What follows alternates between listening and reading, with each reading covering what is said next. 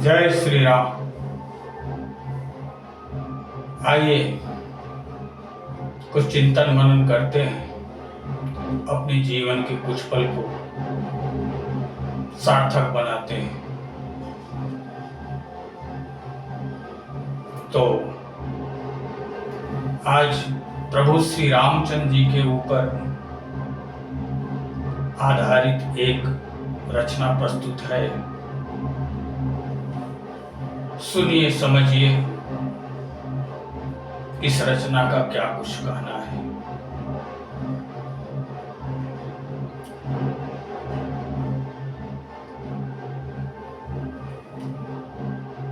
हे प्रणत पाल रघुबर दयाल, यह शाश्वत दास तुम्हारा है। जो आप शरण ले अपनाए, वही सौभाग्य हमारा है। हे प्रणत पाल रघुबर दयाल, यह शाश्वत दास तुम्हारा है। उड़चिदाकाश के पूर्णेन्दु, पा नर दर्शन सुख पाते हैं। तव चरण कमल जे मधुप बने, कर गुण गुंजार रिझाते हैं। तुम ही उनके प्रिय प्राणनाथ, बिन हेतु कृपा कर तारा है। हे प्रणत पाल रघुबर दयाल, यह शाश्वत दास तुम्हारा है। यह शाश्वत दास तुम्हारा है। जन परम समर्पण भाव देख, तुम नाथ द्रवित हो जाते हो। हे भक्त बछल करुणा निधान, जन जन पे कृपा दर बरसाते हो। लख मधुर बान पावन अनुपम, तुम पे जन जीवन वारा है। हे प्रणत पाल रघुबर दयाल, यह शाश्वत दास तुम्हारा है। यह शाश्वत दास तुम्हारा है। प्रभु कारण करण अकारण, तुम मायापति अलख निरंजन हो। योगी जाको नित ध्यान धरे, तुम नाथ वही दुख भंजन हो। दातार तुम्ही इक जग सबके, तव माया से जग हारा है। हे प्रणत पाल रघुबर दयाल, यह शाश्वत दास तुम्हारा है।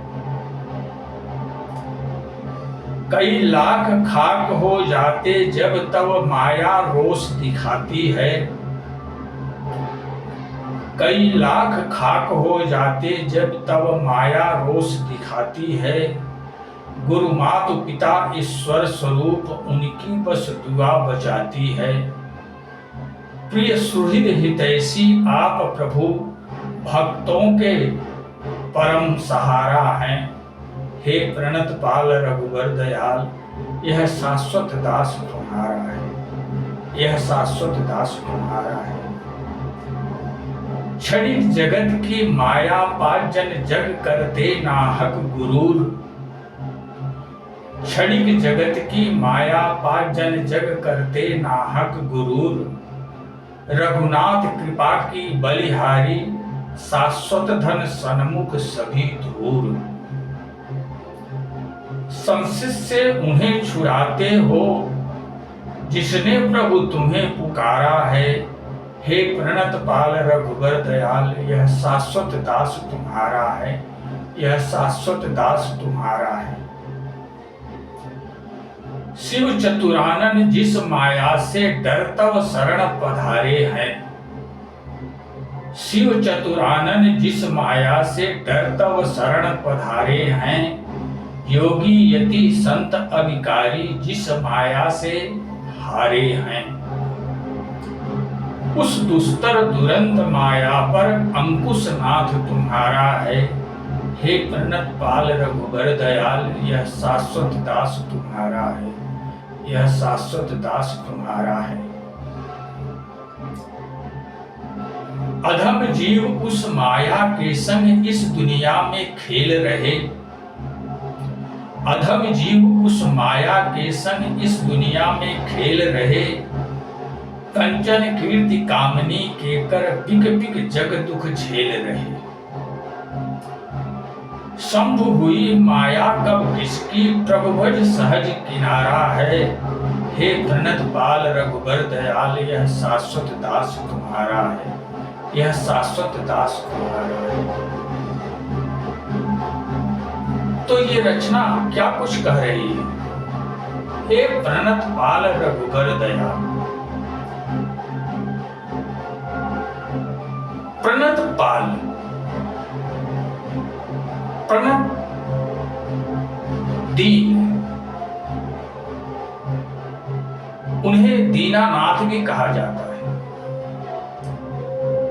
तो जो प्रणत हैं, जो नत हैं, आपके चरण कमलों में जो पड़े हुए हैं, आपकी श्रद्धा भक्ति में जो तन्मय हो करके अपना जीविकोपार्जन कर रहे हैं, आपकी याद करके जो आपको परम दयालु, परम कृपालु, परम सेव्य समझ करके आपके चरण कमलों में पड़े हुए आपके ऊपर पूर्ण रूपेण निर्भर होकर जीविकोपार्जन कर रहे हैं, हे प्रभु, वो आपके शाश्वत भक्त हैं। उन्हें आपकी गति के सिवा किसी अन्य गति से कोई लगाव नहीं है। ऐसे लोग,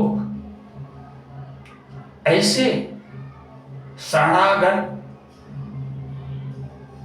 आर्त जिज्ञासु व्यक्ति जो आपसे स्नेह करते हुए आपकी श्रद्धा भक्ति में तन्मय है, वो आपके शाश्वत भक्त हैं, शाश्वत दास हैं, शाश्वत सेवक हैं। ऐसे भक्तों को आपके सिवा किसी अन्य का कोई सहारा नहीं होता है। जो आप शरण ले अपनाए, वह ही सौभाग्य हमारा है। आप जो अपने चरण शरण में लेकर के लोगों को ऐसी मानसिकता दिए हैं, ऐसी तन्मयता दिए हैं, ऐसी श्रद्धा भक्ति प्रदान किए हैं कि वो आपके चरण कमलों में तन्मय हैं, यही उन जीवों का परम सौभाग्य है जो आपकी कृपा को प्राप्त करके आपके चरण शरण में, आपके चिंतन मनन में, आपके भजन में जो लगे हुए हैं, वही उन संतों भक्तों का सौभाग्य। बहुत से ऐसे भी लोग हैं जिनको श्रद्धा भक्ति नाम से कोई लगाव नहीं होता है, श्रद्धा भक्ति से दूर भागते हैं। श्रद्धा भक्ति उन्हें माया पसंद आती है, वो माया में लिप्त होकर के अपने जीवन को नष्ट कर रहे हैं। ऐसे भी तो लोग ऐसे भी लोग तो संसार में भरे पड़े हुए हैं, जिन पे आपकी कृपा नहीं है, जिस पे आपकी दया नहीं है, उनको आपकी श्रद्धा भक्ति पसंद नहीं आ रही है। वो आपके चरण शरण में जो है रुचि नहीं रखते। इस तरह से भक्त और अभक्तों के बीच आपकी कृपा, आपकी दया, किस पे आपकी कृपा दया है और किस पे आपकी कृपा दया नहीं है। जिस पे आपकी कृपा है, आपकी दया है, वो आपके चरण शरण में पड़े हुए हैं, आपके शाश्वत दास हैं। और जिनके ऊपर आपकी कृपा दया नहीं है, वो माया में भटक रहे हैं और माया में भटक भटक करके जो मन कभी तृप्त हो ही नहीं सकता है, उस मन को तृप्त करने का प्रयास कर रहे हैं। और चिदाकाश के पूर्णेन्दु पा नर दर्शन सुख पाते हैं, तब चरण कमल जे मधुप बने कर गुण गुंजार रिझाते हैं। हे प्रभु, हे चिदाकाश के पूर्णेंदु। ये वाक्यार्थ थोड़ा ऊंचा है, इसे भौतिकतावादी लोग नहीं समझ पाएंगे। जिस तरह से आकाश मंडल में पूर्णमासी का चांद स्थित होता है, रात में जब किसी की निगाह पड़ती है पूर्णमासी के चांद पर, तो जिस तरह का परिदृश्य अवलोकित होता है, ठीक उसी तरह का परिदृश्य योगी, ज्ञानी, संत, महात्मा लोग जब अपनी चित्त वृत्ति को बाह्य से मोड़ करके अंतर्मुख करते हैं, जब वो अपने हृदय प्रदेश में उतरते हैं, तो हृदय प्रदेश में जो स्थित चिदाकाश है, जो हृदय प्रदेश में स्थित चिदाकाश है, उस चिदाकाश में प्रभु भी ठीक उसी तरह, जिस तरह आकाश के अंदर पूर्णमासी का चांद दृष्टिगोचर होता है, ठीक उसी तरह से प्रभु भी एक योगी के हृदय में, एक ज्ञानी के हृदय में, एक संत महात्मा के हृदय में ठीक उसी तरह अवलोकित होते हैं। लेकिन ये पूर्णमासी का चांद देखने पर थोड़ा सुखद तो प्रतीत होता है, लेकिन कुछ विशेष नहीं होता है। नेत्रानंद तो प्राप्त होता है, नयनानंद प्राप्त होता है, लेकिन इससे अधिक और कुछ नहीं होता है। लेकिन जब हृदय प्रदेश में एक योगी उतरता है और अपने हृदय प्रदेश में स्थित चिदाकाश में उस पूर्ण ब्रह्म को जब देखता है, तो बहुत विशेष कुछ होता है। और जो विशेष कुछ होता है उसका वर्णन मात्र देख करके एहसास किया जा सकता है, उसका वर्णन किसी तरह किया ही नहीं जा सकता। वो इतना ऊंचा, इतना दिव्य, इतना सुखकर सुख होता है, उसे परम आनंद की अनुभूति करते हैं। परम आनंद, जिस आनंद से बड़ा इस विश्व ब्रह्मांड में कोई दूसरा आनंद है ही नहीं, उस आनंद की अनुभूति होती है। इस शरीर का जो रोमकूप है, जो आपके शरीर में बाल हैं पैर से लेकर सर तक, जैसे ही वो दृश्य अवलोकित होता है, जैसे ही योगी का चित्त उस सतरूपी परम ब्रह्म परमात्मा से जुड़ता है, जैसे ही दोनों का एकाकार होता है, जैसे ही सत्संग संपन्न होता है, वैसे ही इतना बड़ा आनंद, इतना दिव्य अलौकिक आनंद की अनुभूति होती है कि पूरे शरीर का बाल जो है, एक एक रोमा वो फनस के कांटे की तरह खड़ा हो जाता है।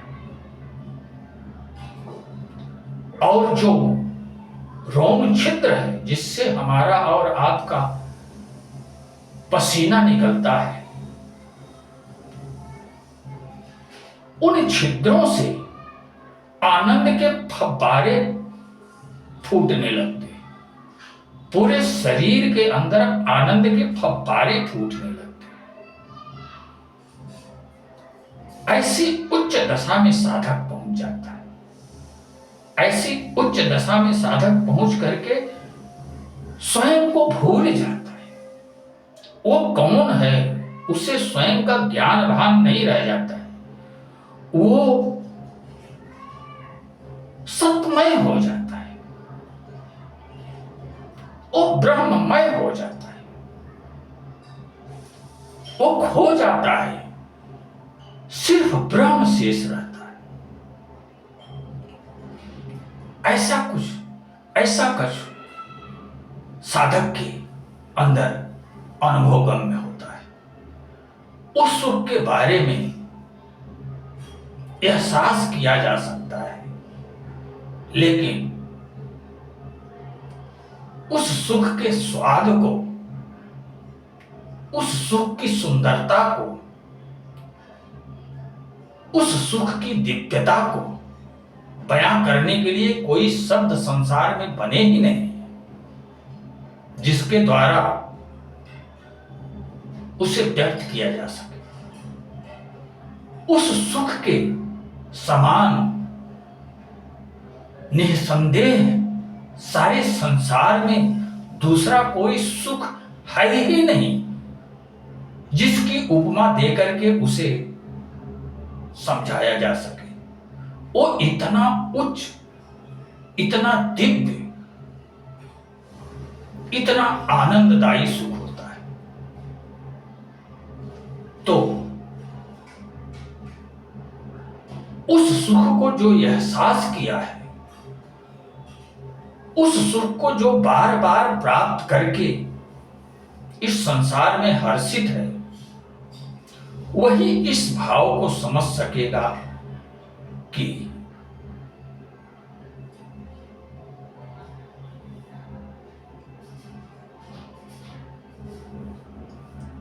ये जो चिदाकाश के पूर्ण हिंदू पार नर दर्शन सुख पाते हैं,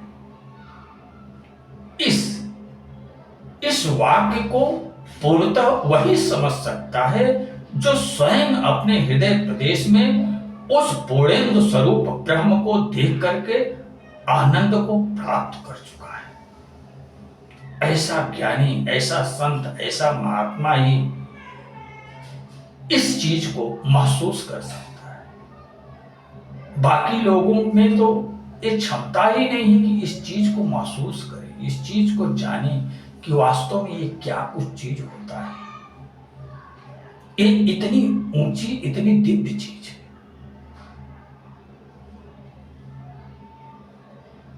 तब चरण कमल जे मधुप बने कर गुण गुंजार रिझाते हैं। जो प्रभु के श्री चरण कमलों के लिए मधुप बने, जो भंवरे की तरह उस चरण कमल के इर्द गिर्द ही भ्रमण कर रहे हैं और उस पुष्प की खुशबू के गुण को गाते हुए उस पुष्प को रिझा रहे हैं। किस तरह? जिस तरह भक्त प्रभु के गुणों को गा गा करके, प्रभु के गुणों को गा गा करके प्रभु को रिझाते हैं, प्रभु को रिझाते हैं। और जब भक्त तन्मय हो जाते हैं, हृदय से तन्मय हो जाते हैं, उस भाव को एहसास करके प्रभु भी आह्लादित हो जाते हैं, प्रभु भी खुश हो जाते हैं। और इस तरह से बार बार भक्त की तन्मयता को देख करके उसके हृदय में प्रकट होकर के उसे परम आनंद की अनुभूति महसूस करा करके उसको परम तृप्त बना देते। प्रभु को रिझाने का प्रतिफल ये मिलता है।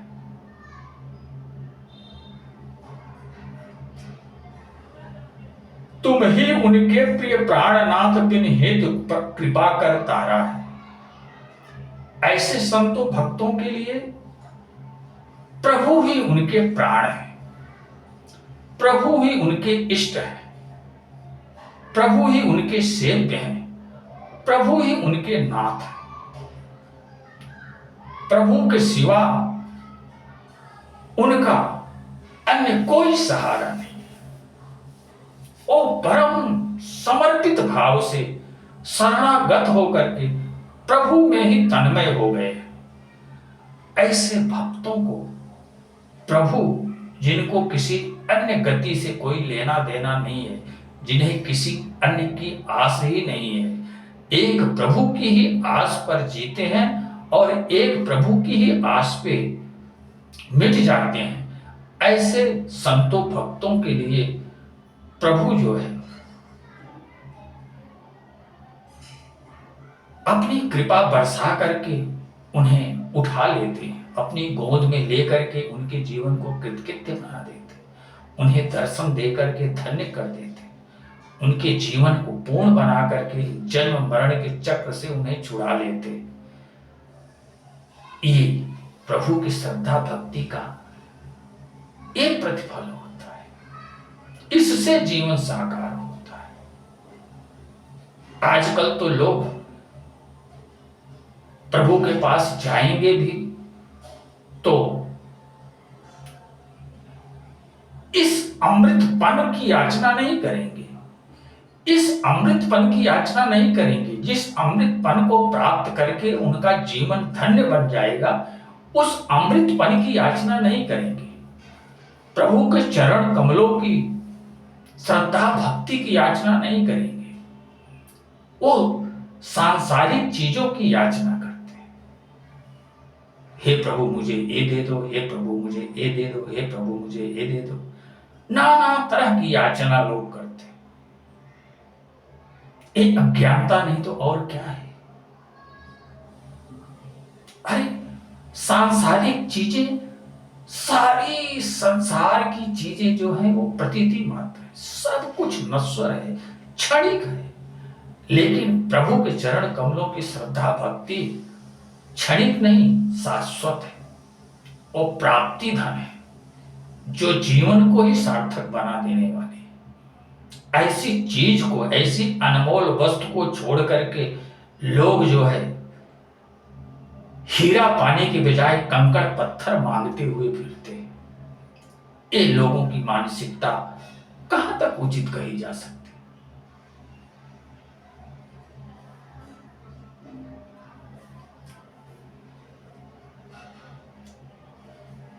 प्रभु कारण करण अकारण तुम मायापति अलख निरंजन हो, योगी जाको नित्य ध्यान धरे तुम नाथ वही दुख भंजन हो। दातार तुम्ही एक जग सबके तब माया से जग हारा है, हे प्रणत पाल रघुबर दयाल यह शाश्वत दास तुम्हारा है। प्रभु ही कर्ता धर्ता संहर्ता कारण करण अकारण सब कुछ प्रभु ही है। आप जिस तरह की मानसिकता को विकसित करते हैं उसी तरह की आपकी वृत्ति बनती है, उसी तरह की आपके अंदर प्रवृत्ति बनती है और उसी प्रवृत्ति में आप रमण करते हैं। तो जिसकी प्रवृत्ति कंचन कीर्ति कामनी में रमण करने की है, प्रभु उनकी प्रवृत्ति को कंचन कामनी की तरफ मोड़ देते हैं। किंतु जो सांसारिकता से भाग करके प्रभु के चरण कमलों को ही चाहते हैं, प्रभु के चरण कमलों को छोड़ करके दूसरा उन्हें कुछ और भाता ही नहीं है, वो केवल प्रभु के दीदार को प्राप्त करके, प्रभु के दर्शन को करके अपने जीवन को पूर्ण बनाना चाहते हैं, परम आनंद के अधिकारी बनना चाहते हैं। ऐसे भक्तों के अंदर प्रभु उनकी वृत्ति को मोड़ करके पहले तो दुख दर्द में तपाते हैं, पहले तो दुख दर्द में जलाते हैं, उसके बाद फिर भी भक्त अगर विचलित नहीं हुआ, हर तरह के दुख दर्द को सह करके ओ अपनी श्रद्धा भक्ति को स्थिर रखा और श्रद्धा भक्ति में किसी तरह का कोई हेय भाव नहीं आने दिया, बल्कि दुख के समय में वो प्रभु के और नजदीक बढ़ता गया, ऐसे भक्त को प्रभु अपनी भक्ति प्रदान कर देते, जो सुखों की खान है, जो आनंद का खजाना है, जो सुख का मूल है। प्रभु के चरण कमलों की भक्ति उस दिन साकार होती है, जिस दिन प्रभु द्रवीभूत होकर के अपना हृदय में दीदार करा देते हैं। उसी दिन साधक इस विश्व ब्रह्मांड का सब कुछ पा लेता है। उस दिन उसे कुछ भी पाना शेष नहीं रह जाता। वो इस संसार का सबसे बड़ा सौभाग्यशाली व्यक्ति बन जाता है। उसे और कुछ जानना ही शेष नहीं रह जाता। ये भक्ति का परमोत्कर्ष इसे कहते हैं। भक्ति का रस उस ऊंचाई पर जाने के बाद प्राप्त होता है। नीचे कहां खोज रहे हो, नीचे कहां प्राप्त कर सकते हो तुम? ओ परम आनंद, ओ परम सुख नीचे नहीं प्राप्त करोगे। उसके लिए आपको स्वयं को निर्विकारी बना करके उस योग्य बनाना पड़ेगा। जब आप अधिकारी बनोगे तभी प्रभु आप पर कृपा बरसाएंगे, उससे पहले नहीं। उससे पहले तो आप संसार में खुश हो, तो संसार में आपको प्रभु की याद कर रहे हो, प्रभु से याचना जो कर रहे हो प्रभु दे रहे हैं, उसी में अगर मगन हो तो ठीक है, मगन रहो। कभी भी सत्पात्र को दान देना उचित होता है। सत्पात्र को दान दिया गया दान ही सार्थक होता है। किसी कुपात्र को अगर दान दिया जाता है तो वो दान सार्थक नहीं होता है। तो प्रभु उसे ही अपना दर्शन दान देते हैं जो योग्य होता है, जो उसका पात्र होता है। इस भक्ति की एक मर्यादा है, उस मर्यादा के नीचे वाले उस कृपा के पात्र नहीं है। उस ऊंचाई पर पहुंच गया है जो वही प्रभु की कृपा का पात्र है। ये भक्ति इतनी दिव्य चीज है।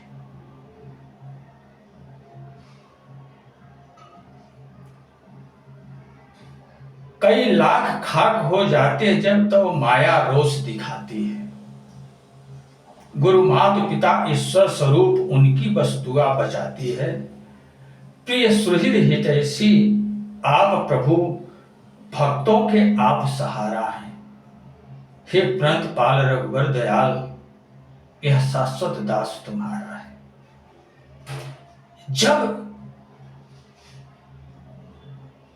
ये संसार अधर्म और अनीति करता है तो प्रभु की तरफ देखती हुई माया जब प्रभु के स्वरूप में क्रोध को महसूस करती है। प्रभु तो विश्वमय है, प्रभु तो विश्वमय होकर के ध्यानस्थ हैं, लेकिन उनके मुखड़े की तरफ माया सदैव देखती रहती है। प्रभु का क्या प्रसन्न चित्त है, किस मुद्रा में प्रभु का भाव है। माया प्रभु के मुखमंडल की मुद्रा को देखती है। यदि माया प्रभु के मुखमंडल की मुद्रा में थोड़ा भी क्रोध महसूस किया, थोड़ा भी प्रभु को विचलित देखा, तो माया इस सृष्टि का विनाश करना प्रारंभ कर देती है, इस सृष्टि को मिटाना प्रारंभ कर देती है। और इस सृष्टि को, इस संसार को ऐसा सबक सिखाती है, ऐसा सबक सिखाती है कि ये संसार जो है अपने आप में कांप उठता है। कहीं अतिवृष्टि होकर के इस तरह होगा कि लोगों का घर संसार ही इलाका का इलाका बह जाएगा, जल की धारा में बह जाएगा, असहाय होकर के लोग मर जाएंगे। भीभत्स प्रकृति का प्रकोप, कहीं पहाड़ खिसक जाएगा। अभी केदारनाथ में घटना घटित हुई थी, अभी भूस्खलन हुआ था टर्की में, अभी पाकिस्तान में जलजला आया था, सब कुछ तहस नहस हो गया। अभी कोरोना आकर के कई लाख लोगों को खा करके चला गया है, पूरे विश्व को हिला करके चला गया है। ये सब क्या है? आज के मनुष्यों की ये अमानुषगिरी को देख करके प्रभु बार बार रुष्ट हो रहे हैं और प्रभु के मुखमंडल पर रोष की आभा झलक रही है, और उस रोष की आभा को देख करके माया जो है तांडव करने लगती है, संसार को मिटाना प्रारंभ कर देती है। एक राष्ट्र दूसरे राष्ट्र को मिटाने पर आमादा हो जाते हैं। ये सब माया का ही प्रकोप है। और ये सब क्यों हो रहा है? क्योंकि मानवता के पथ को छोड़ करके दानवता के पथ को अपना करके अधर्म और अनीति करके क्षणिक जीवन को शाश्वत जीवन समझ करके यहां अपना आधिपत्य जमाना चाह रहा है। इसलिए बार बार प्रभु के मुखड़े पर रोष का भाव जागृत होता है, और जैसे ही प्रभु के मुखड़े पर रोष का भाव जागृत होता है, क्रोध दिखता है, माया प्रभु के मुखड़े को देखते ही सृष्टि का विनाश प्रारंभ कर देती है। रामचरितमानस में लक्ष्मण द्वारा माता सीता जी को कहा गया है,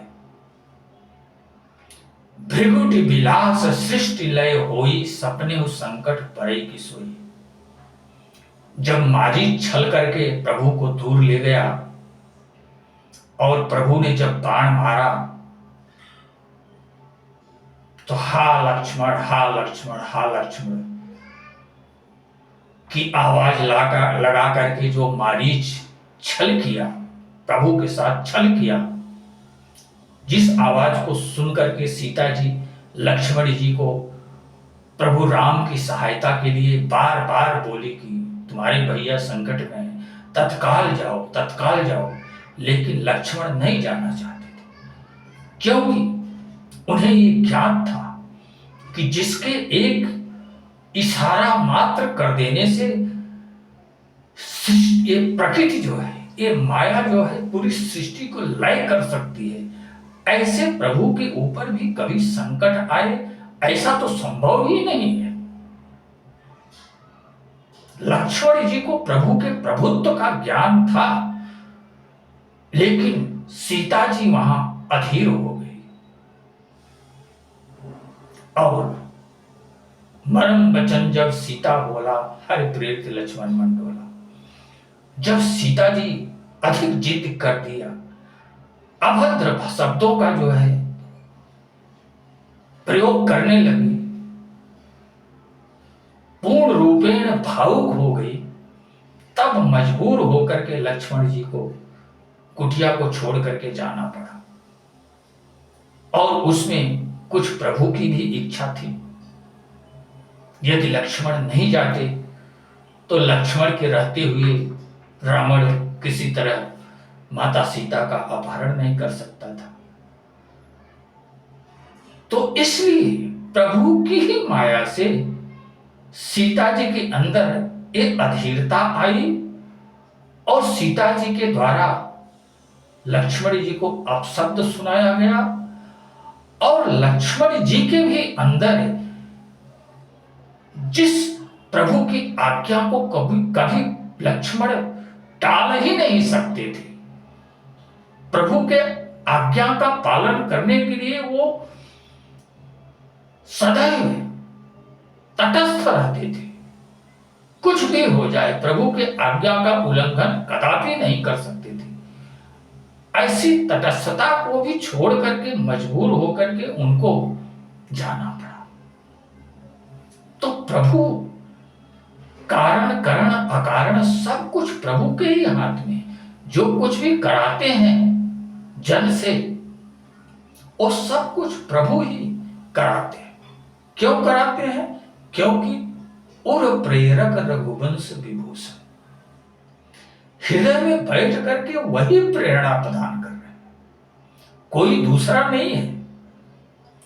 हृदय में वही बैठे हैं और वही हर किसी को प्रेरणा प्रदान करके हर किसी को जीवन को चला रहे हैं। यही वास्तविकता है। सोचने के लिए लोग कुछ भी सोचें, जो काग बुद्धि के लोग हैं, जो भगवान को मिथ्या समझते हैं, ऐसे लोगों की जिंदगी, ऐसे लोगों को मुबारक हो। लेकिन वास्तविकता तो यही है कि जो कुछ करते हैं प्रभु करते हैं, जन का किया कुछ होता नहीं।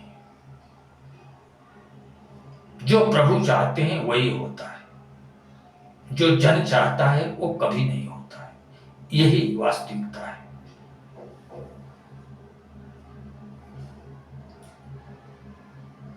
क्षणिक जगत की माया पा जन जग करते नाहक गुरूर। संसार में थोड़ा सा आवश्यकता से अधिक दौलत मिल गई तो लोग गुरूर में, अहंकार में सीना निकाल करके चलते हैं। हमारे तरह इस संसार में कोई नहीं। अरे तू क्या पाया इस संसार में जो इतना गुरूर करके चल रहा है? तू तो कुछ भी नहीं पाया है। थोथे को पाकर के इतना गुरूर क्यों?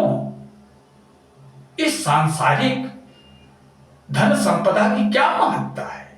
ये सब तो क्षणिक है, नश्वर है, प्रतीति मात्र है। किसी भी पल ये मिट सकती, समाप्त हो सकती। हमारा बहुत आलीशान मकान है, भूकंप का एक झटका उसे खंडहर बना देगा। हमारे दरवाजे पर आम का वृक्ष, बहुत सुंदर वृक्ष है, फलों से लदा हुआ है, एक तूफान का झोंका उसे धराशायी बना करके गिरा देगा, मिटा देगा।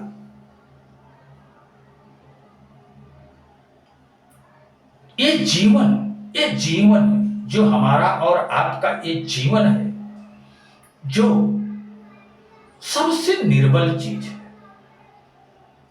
सबसे झूठा चीज है, उसी का नाम है जीवन। जो पल पल जीता है, पल पल मरता है। एक श्वास आई, जीवन आया। एक श्वास गई, जीवन गया। एक श्वास आई, जीवन आया। एक श्वास गई, जीवन गया।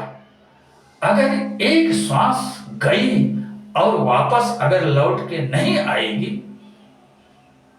तो इस संसार में जिस चीज पर तुम गुरूर किए हो, जिस चीज पर तुम अहंकार किए हो, जिसकी बदौलत तुम अपने आप को शहंशाह समझ रहे हो, वो सब कुछ एक मिनट के अंदर मिट्टी मोल हो जाएगा।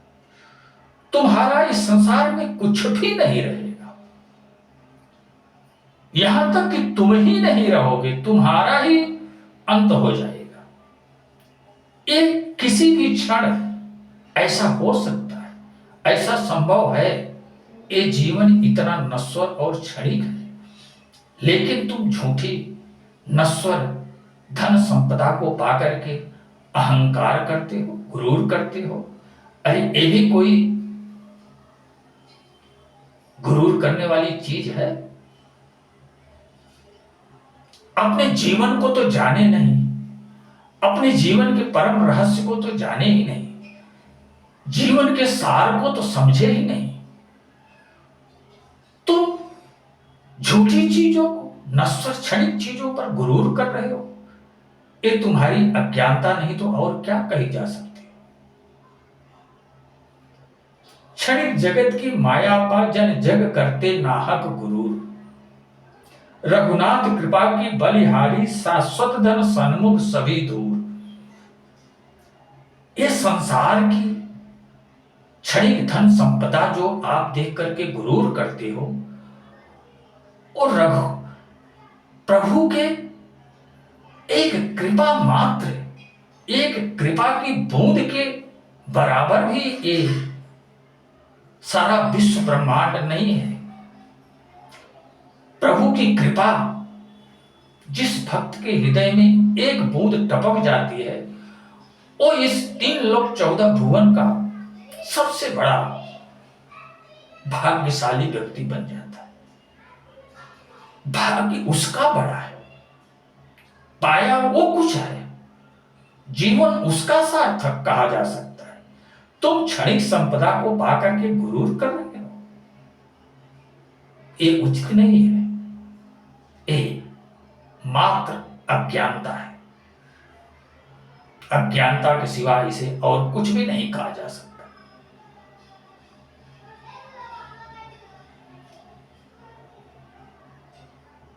संशिष्ट से उन्हें छुड़ाते हो जिसने प्रभु तुम्हें पुकारा है। प्रभु संशिष्ट से उसे ही छुड़ाते हैं जो उनका शरणागत बनता है, उनकी आशा करता है, उनके ऊपर विश्वास करता है और उनकी श्रद्धा भक्ति में तन्मय रहता है और बार बार उन्हें उनके गुणगान को गाकर के रिझाता हुआ जीविकोपार्जन करता है। ऐसे व्यक्ति को प्रभु इस जन्म मरण के चक्र से छुड़ा करके मुक्त बना देते हैं। जीवात्मा से उसे मुक्तात्मा बना देते हैं। इसे कहते हैं प्रभु की कृपा। इसे पाकर के ये नर्तन सार्थक होता है। शिव चतुरानन जिस माया से डरतो शरण पधारे, योगी यति संत अविकारी जिस माया से हारे, उस दुस्तर दुरंत माया पर अंकुश नाथ तुम्हारा है। जिस माया के सामने संसार की कोई शक्ति नहीं टिक सकती, यहां तक कि भगवान शिव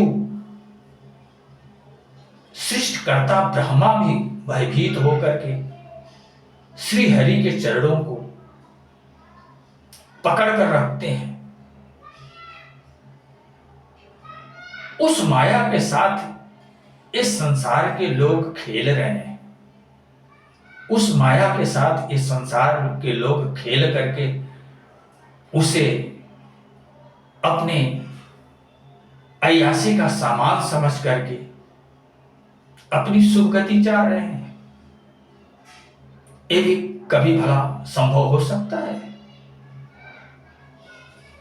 ये मात्र अज्ञानता है। माया के प्रभाव से भगवान शिव और ब्रह्मा भी डरते हैं। जिस माया के साथ में आज व्यक्ति खेल रहा है और मिट रहा है, यही जीवन की वास्तविकता है। अधम जीव उस माया के संग इस दुनिया में खेल रहे, कंचन कृति कामनी के कर बिग बिग जग दुख झेल रहे। संभ हुई माया कब किसकी, प्रभु भज सहज किनारा है। हे प्रणत पाल रघुबर दयाल, यह शाश्वत दास तुम्हारा है, यह शाश्वत दास तुम्हारा है। ऐसी माया के साथ ये जीव जो खेल रहा है, उसकी क्या गति होगी? जो एकमात्र प्रभु के ही बस में रहती है, बाकी संसार की किसी शक्ति के बस में वो माया आ नहीं सकती है। जब भगवान शिव और ब्रह्मा डरते हैं जिस माया से, तो फिर और कौन इस सृष्टि में शेष रहा जिससे वो माया डर सकती है।